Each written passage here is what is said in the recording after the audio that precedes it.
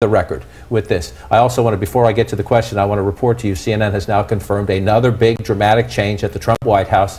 Sean Spicer, the White House press secretary, has submitted his resignation. Sean Spicer has been in hot water almost from day one of the administration. We know the president has repeatedly voiced his dissatisfaction internally with Sean Spicer. You can connect the dots here. The president reaching out and hiring a new communications director, Anthony Scaramocci coming in, Sean Spicer now on the way out. So let's stop the conversation I was about to have about the president's attorney, and let's start right here. It's all connected. This is a White House that has been in turmoil, in chaos, in staff infighting since day one. That Sean Spicer is leaving to the American people, the face of this president.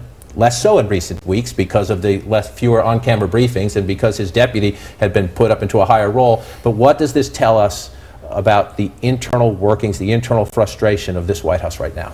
I mean, I think it confirms what we've known for a long time, which is there is a great deal of turmoil, and there are all of these separate camps, right? There's sort of the Priebus in the Spicer wing, the former Spicer wing, he was in that wing, and then there's also the president's family. And if you look at Scaramocci, Priebus and Spicer didn't necessarily like that appointment, but if you look at Scaramocci, he does sort of fit the Trumpian mold. They like the fact that he's good on TV, he's a hedge fund guy, he's often been a pretty eloquent defender of this president, and I think, you know, if you look at Spicer's tenure, I think he probably became the most famous press secretary that we've ever seen in this country.